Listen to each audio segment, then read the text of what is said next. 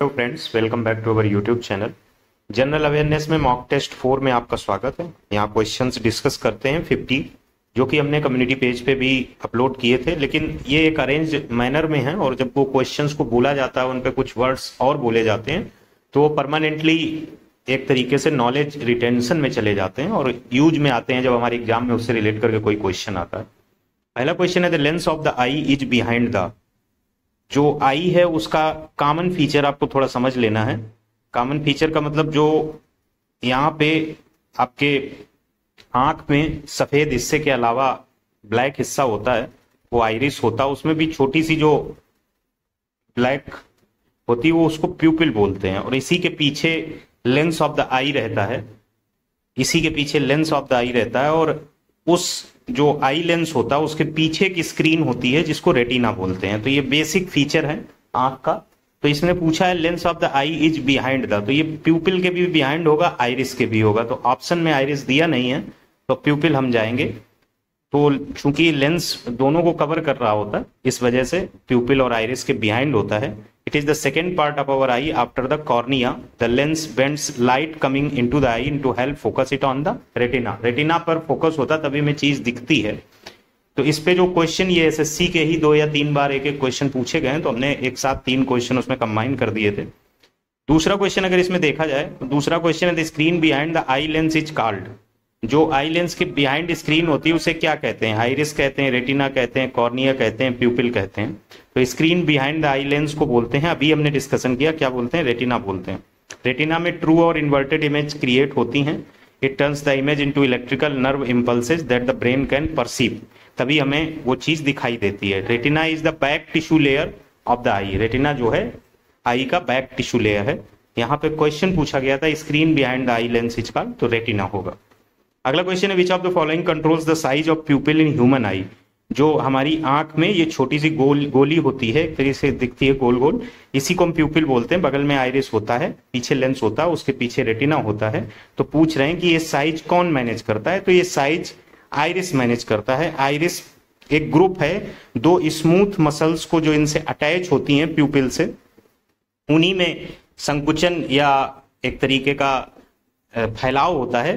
तो उसी के बेसिस पे साइज ऑफ प्यूपिल चेंज होता है। तो यहाँ पे जो करेक्ट ऑप्शन होगा वो आइरिस होगा। और ये तीनों question SSC MTS, SSC CHSL, CGL में कभी कभार 1-2 बार पूछे ही गए हैं, तो महत्वपूर्ण है। अगला क्वेश्चन है, the absolute refractive index of dash लगा के 2.42। ऑप्शन में पूछा गया है air, diamond, crown glass, water. Refractive index और एब्सोल्यूट रिफ्रैक्टिव इंडेक्स में यही फर्क है कि refractive index of that particular material upon refractive index of air. चूंकि एयर का रिफ्रैक्टिव इंडेक्स 1 होता है तो वो एब्सोल्यूट रिफ्रैक्टिव इंडेक्स वही रहता है जो रिफ्रैक्टिव इंडेक्स ऑफ मटेरियल रहता है। तो वो मटेरियल का रिफ्रैक्टिव इंडेक्स 2.42 किसका होता है? डायमंड का होता है। और किनका किनका पूछा जा सकता है? ग्लास का पूछा जा सकता है, 1.5 होता है। डायमंड का 2.42 हो गया। वाटर का 1.33 होता है। वाटर का 1.33 होता है। रिलेटिव रिफ्रैक्टिव इंडेक्स भी पूछे जाते हैं। अगर रिलेटिव पूछा जाए, जैसे आपका रिलेटिव पूछ दिया गया कि refractive index of diamond relative to glass और विद रिस्पेक्ट टू ग्लास, तो ग्लास के रिफ्रैक्टिव इंडेक्स से डिवीजन कर देंगे, यानी 2.42 और ग्लास का रिफ्रैक्टिव इंडेक्स 1.5 है तो ऑप्शन 1.6 आ जाएगा। कुछ लोग याद रख लेते हैं, यहाँ याद रखने जैसी कोई चीज नहीं है। 2.42 में 1.5 का डिवीजन कर दीजिए। In case refractive index of diamond with respect to glass पूछा जा रहा है। अगला क्वेश्चन है, आईसी चिप्स या ICs are made up of which of the following. जो आईसी है इसको इंटीग्रेटेड सर्किट कहते हैं, शॉर्ट फॉर्म आईसी है। इसको चिप भी बोलते हैं। ये सेमीकंडक्टर मटेरियल की बनी होती है, स्पेशली सिलिकॉन यूज किया जाता है। तो एक क्वेश्चन ये भी पूछा गया है कि आईसीज किसके बने होते हैं? तो सेमीकंडक्टर की बनी होती है। आईसी चिप्स सेमीकंडक्टर की बनी हुई होती हैं। और सेमीकंडक्टर में किसकी बनी हुई होती है? तो सिलिकॉन की बनी हुई होती है। तो इस तरीके से ये क्वेश्चन कंप्लीट हो जाता है। अगला क्वेश्चन है, which Indian is the first recipient of the fundamental physics prize. ये अभी 2012 में ये प्राइज दिया गया था अशोके सेन को, जो कि एक आईटीएन भी है। और अशोके सेन फर्स्ट रिसिपेंट्स हैं। इन्होंने opening the part to the realisation that all string theories are different limits of the same underlying theory. जो पर्टिकुलर थ्योरी से दूसरी थ्योरीज निकलती हैं वो एक पर्टिकुलर थ्योरी की सबसेट हैं, ऐसा कुछ लॉजिक इन्होंने दिया था। उसमें इन्हें फंडामेंटल फिजिक्स प्राइज मिला है। ये उस प्राइज से अलग है जो होमजे बाबा और सीवी रमन को मिला है। और ये इंट्रोड्यूस 2012 में इनको सिलेक्ट किया गया था। फर्स्ट रिसिपेंट है ये फंडामेंटल फिजिक्स प्राइज के अशोके सेन, और ये एसएससी में पूछा गया क्वेश्चन है, मैंने अपनी तरफ से क्रिएट नहीं किया है। नेक्स्ट क्वेश्चन है cathode rays are a beam of. Cathode rays beam है इलेक्ट्रॉन्स की जो वैक्यूम ट्यूब में ट्रेवल करते हैं निगेटिवली चार्ज इलेक्ट्रोड से पॉजिटिवली चार्ज इलेक्ट्रोड की तरफ, तो करेक्ट ऑप्शन हो जाएगा इलेक्ट्रॉन्स। अगला क्वेश्चन है lakes freeze in cold countries in winter leaving the water underneath at. Freezing takes place at top of the lake, this is because water colder than 4 degree Celsius usually start to expand and get less dense as it gets colder, तो correct option हो जाएगा 4 degree Celsius, 4 degree Celsius. अगला question है which of the following is not a natural fibre. Natural fibre कौन नहीं है, natural fibre कौन नहीं है, तो टेरिलीन नेचुरल फाइबर नहीं है, जबकि जूट फ्लैक्स वूल ये आपके नेचुरल फाइबर के एग्जाम्पल हैं। तो टेरिलीन आपका सिंथेटिक फाइबर है, ये बनता कैसे है, petroleum derived polymerising ethylene glycol को पॉलीमराइज करके ये बनता है, और इसको पहली बार में प्रोड्यूस किया था केमिस्ट J.R. विनफील्ड ने 1941 में। ये इतना इंपॉर्टेंट नहीं कि किसने प्रोड्यूस किया था, लेकिन हाँ terylene is formed after polymerising हुम ऑप्शंस में, तो एथिलीन ग्लाइकोल से बनता है। बाकी टेरिलीन जो है वो सिंथेटिक फाइबर है, टेरिलीन जो है वो सिंथेटिक फाइबर है, तो करेक्ट ऑप्शन ए पार्ट हो जाएगा। अगला क्वेश्चन है पीट कोल में कार्बन और मॉइस्चर कंटेंट कितना होता है। पीट कोल में कार्बन और मॉइस्चर कंटेंट कितना होता है। पीट कोल में जो कार्बन होता है वो अराउंड 40% होता है और मॉइस्चर कंटेंट अराउंड 60% होता है। लो और हाई के रेस्पेक्ट में पूछा है तो इधर हाई होगा इधर लो होगा, तो करेक्ट ऑप्शन ए पार्ट हो जाएगा। अगला क्वेश्चन है what do you call A base that dissolves in water. Water में जो डिजॉल्व हो जाए उसे क्या कहते हैं, उसको एल्कलीज कहते हैं, तो करेक्ट ऑप्शन ए पार्ट हो जाएगा। Hypnea indica and Hypnea bullata are the types of. Hypnea India and Hypnea bullata are the types of किसके हैं, तो रेड सीवीड्स के टाइप हैं। अब ये बायो का क्वेश्चन है, इसमें सिंपली एनसीईआरटी के थ्रू अगर कुछ फंडामेंटल वर्ड्स हैं तो उनको याद रखना ये हमारे हिसाब से समझदारी है। रेड सीवीड्स के ये टाइप्स हैं जो कि पूछे गए क्वेश्चन है, यहाँ जितने क्वेश्चन आपके सामने ये सब पूछे गए ही क्वेश्चन है। Hypnea indica Hypnea bullata are the types of red seaweeds. अगला क्वेश्चन है in Golgi apparatus the maturing phase is concave, convex, spherical, none of the above. Convex or trans phase of Golgi is maturing phase which produce Golgian vacuoles. Convex और trans phase, तो correct option B part होगा। कहीं कहीं concave लिखा हुआ है, लेकिन जब आप फंडामेंटली एनसीईआरटी पढ़ेंगे तब आपको पता चलेगा कि वो मिस्टेकन है उनका किसी लॉजिक से। करेक्ट ऑप्शन कॉन्वेक्स होगा। प्यूकिनिया इज ए पैरासिटिक। प्यूकिनिया या पुकिनिया इज ए पैरासिटिक क्या है, प्लांट है, एनिमल है, एल्गी है, फंगस है। प्यूकिनिया का पूरा नाम है प्यूकिनिया ट्रिटिकिना। ये कॉमन डिसीज है ब्रेड व्हीट की, जो एल्गी की वजह से होता है तो ये पैरासिटिक एल्गी हो जाएगा। नहीं, जो फंगस की वजह से होता है तो ये पैरासिटिक फंगस हो जाएगी। The pathogen is in obligate biotrophic fungus mainly infecting leaves at various growth stages but can also infect the leave cell, तो ये फंगस हो जाएगा प्यूकिनिया जैसे पैरासिटिक फंगस।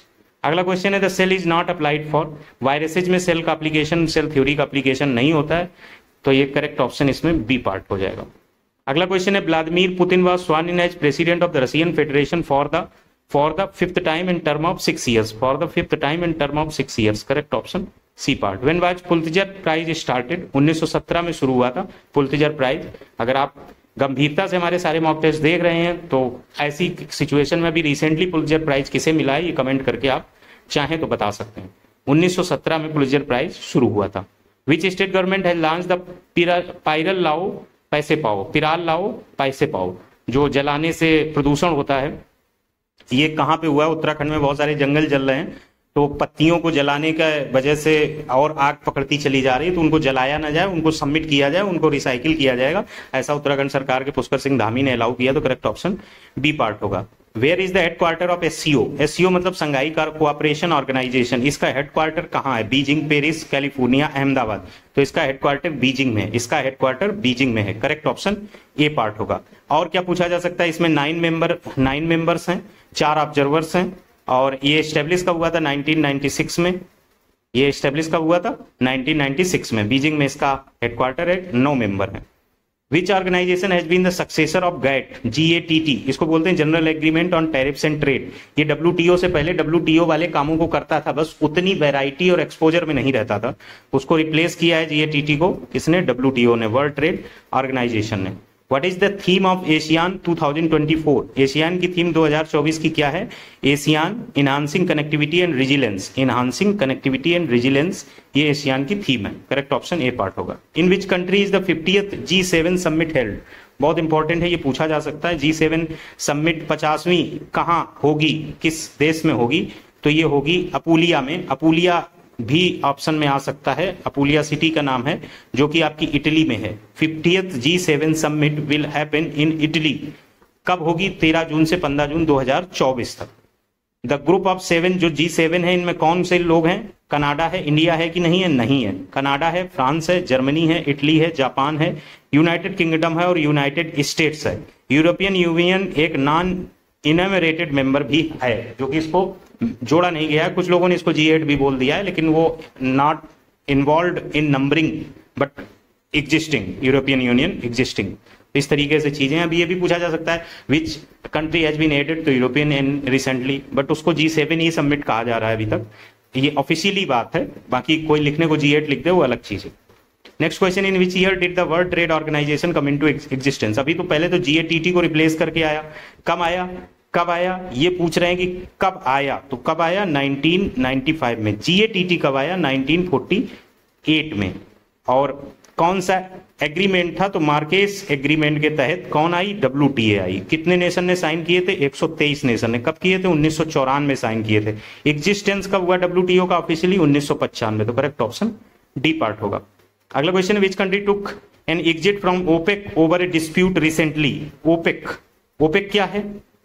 ओपेक संस्था है आपकी, जिसको आप बोल सकते हैं पेट्रोलियम एक्सपोर्टिंग कंट्रीज की ये संस्था है, ऑर्गेनाइजेशन है पेट्रोलियम एक्सपोर्टिंग कंट्रीज का। उसमें से किसी ने एग्जिट लिया है और किसी ने नहीं लिया है, चारों एग्जिट ले चुकी हैं। अभी रिसेंटली आपसे पूछा गया है कि रिसेंटली एग्जिट किसने लिया, तो रिसेंटली एग्जिट लिया अंगोला ने, जबकि कतर, इंडोनेशिया, इक्वाडोर पहले एग्जिट ले चुकी हैं।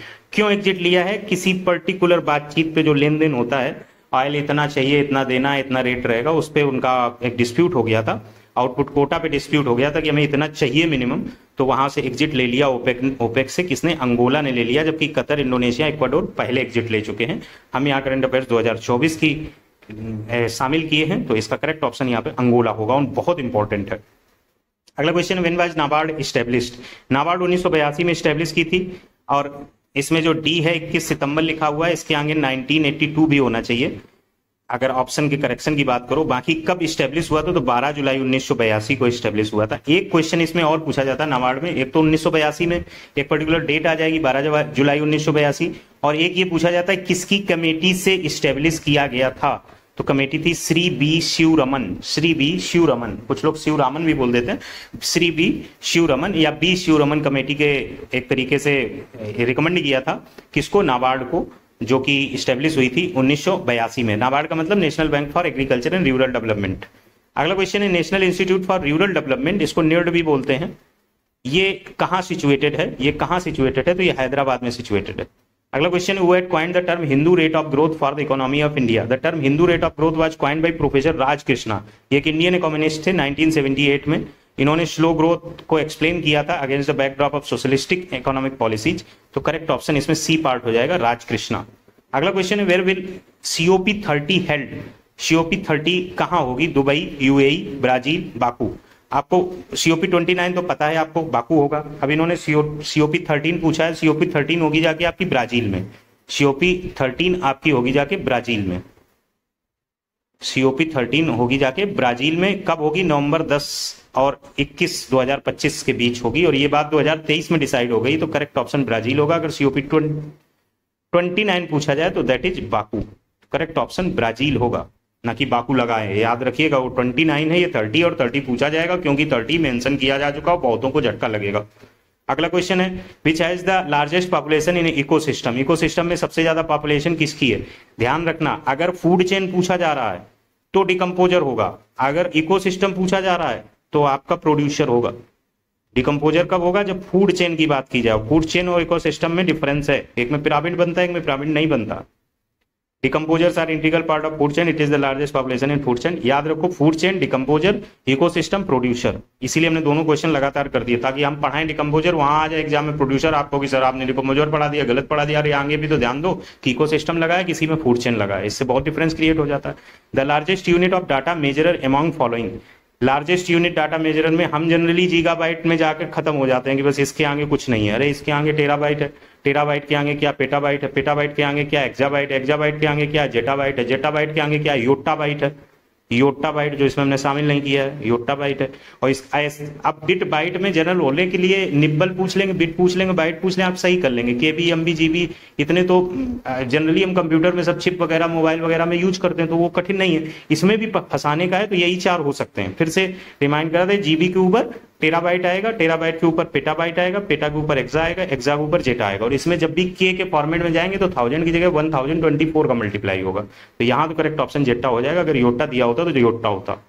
Which is the cause of malaria infection, malaria infection का क्या है, ये मॉस्किटो बर्न इन्फेक्शन डिसीज है, ये अफेक्ट करती है ह्यूमंस को और other animal caused by parasitic single celled micro organisms belonging to the plasmodium या प्रोटोजोआ, तो करेक्ट ऑप्शन ए पार्ट हो जाएगा। To be eligible as vice president and person should have completed, एक person की age कितनी होनी चाहिए, 35 वर्ष होनी चाहिए। और ये बात कहाँ लिखी है, ये बात लिखी है आर्टिकल 66 में, ये बात लिखी है आर्टिकल 66 में, जो कि वाइस प्रेसिडेंट के लिए एज का निर्धारण करती है।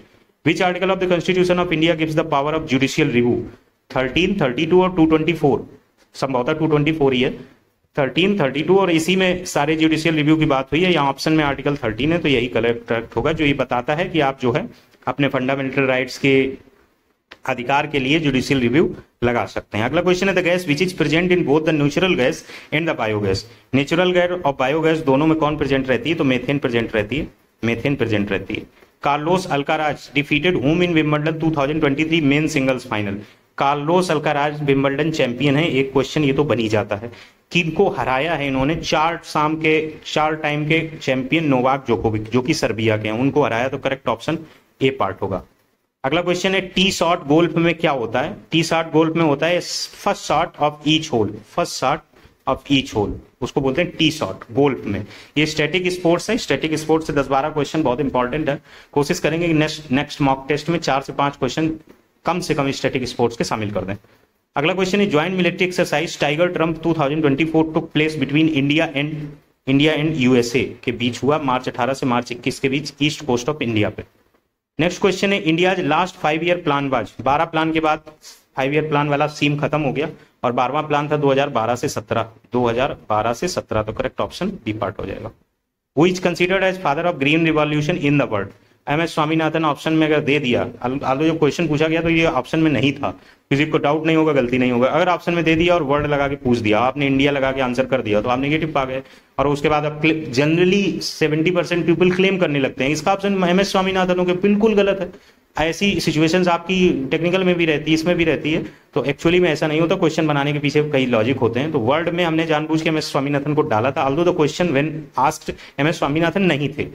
तो नॉर्मन बोरलॉग जो है फादर ऑफ ग्रीन रिवॉल्यूशन माने जाते हैं, अमेरिकन एग्रीकल्चरल साइंटिस्ट और ह्यूमैनिटेरियन है, इन्हें नोबेल प्राइज भी मिला था इस वजह से 1970 में। इनको नोबेल प्राइज कब मिला था, 1970 में। Norman Borlaug, American agricultural, green revolution in the world, if in the India then M S Swaminathan. Who has also got the Bharat Ratna this year? In which year Dr. Ambedkar awarded the highest civilian honor in India? Very very important question. ऐसे ही question SSC JE उठाता है, आपको लगेगा ये क्या ही है, और ये है नहीं, ये पढ़ा हुआ होना चाहिए, पूछा गया एसएससी का क्वेश्चन है। 1990 में मिला था किसको, भीमराव अम्बेडकर को, लॉ मिनिस्टर थे, भारतीय के इंडिपेंडेंट इंडिया के फर्स्ट लॉ मिनिस्टर थे, आल्दो इन्हें जब मिला था तब ये थे ही नहीं।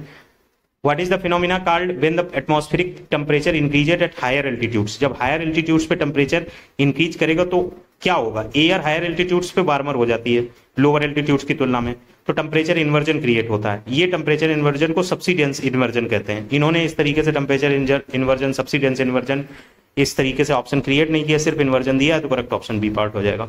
विच of the following latitudes is a great, आगे कुछ लिखा ही नहीं है, ग्रेट सर्किल होगा, ग्रेट सर्किल, कौन सा ग्रेट सर्किल है, which of the following latitudes is a great circle. Great circle कौन है, इक्वेटर जो है वो लॉन्गेस्ट सर्किल ऑफ लैटिट्यूड है, is the only circle of latitudes which also is a great circle. अगर इस तरीके से पृथ्वी बनाए तो ये बीच में जो है ये ग्रेट सर्किल है, ऊपर जो सर्किल बनते हैं वो स्मॉल सर्किल बोले जाते हैं, तो यहाँ पे करेक्ट ऑप्शन इक्वेटर होगा। The Andaman group of island and the Nicobar group of island are separated by, ये एन लैटिट्यूड का मतलब डिग्री चैनल भी बोल सकते हैं। तो इन्होंने पूछा अंडमान और निकोबार आपस में किससे अलग होते हैं। ध्यान रखना, अंडमान और निकोबार किससे अलग होते हैं, ये 10 डिग्री चैनल से अलग होते हैं west of Bengal, bay of Bengal में, बंगाल की खाड़ी में। तो करेक्ट ऑप्शन क्या हो गया, सी। अब यहाँ पे आया कि 8 और 9 बहुत पूछे जाते हैं और हम भूल जाते हैं, हमें याद नहीं रहते हैं। तो इसका भी तरीका है, 8 में अगर सही से 8 बनाओ तो 2 जीरो एक दूसरे के ऊपर रख दो तो 8 बन जाता है। अब ध्यान देना है, 8 और 9 में एक कॉमन है आइलैंड, कौन सा, मिनिकॉय। मिनिकॉय आइलैंड कॉमन है। एक चीज याद होगी कि मिनिकॉय के साथ 8 और 9 दोनों जुड़े हैं, और जब 8 की बात आएगी, 9 की बात आएगी तो इनका साथी बदल जाता है। कैसे बदल जाता है, 8 अगर है तो मालदीव, 8 अगर है तो मालदीव। जो पैसे वाला होता है उसको कहते हैं बहुत माल है तुम्हारे पास, बहुत पैसा है, तो वो तिजोरी बंद रखेगा, तो यहाँ गुंडी है। और जैसे ही माल हटा, जीवन में आदमी के पैसा ना हो तो उसको लक्ष्य पे ध्यान बहुत केंद्रित रखता है, पैसा आ जाए तो उसका लक्ष्य वही हो जाता है। तो ये गुंडी हट गई तो ये 9 बन गया। 9 में ये गुंडी हटा दो और गुंडी जोड़ दो तो मालदीव, गुंडी हटा दो तो लक्षद्वीप। 9 डिग्री चैनल तो मिनिकॉय और लक्षद्वीप, 8 डिग्री चैनल तो मिनिकॉय और Maldives. It's just for sake of remembrance, it's not the logic to be remembered forever, it is the logic in case you are not able to recall them properly and get confused in 8 degree channel and 9 degree channel. 10 degree channel is totally different as we know that it separates Andaman Nicobar mutually or each other. Andaman group of island and Nicobar group of island 10 degree, 8 degree Minikay and Maldives, 9 degree Minikay and Lakshadweep. Let's move to the next question.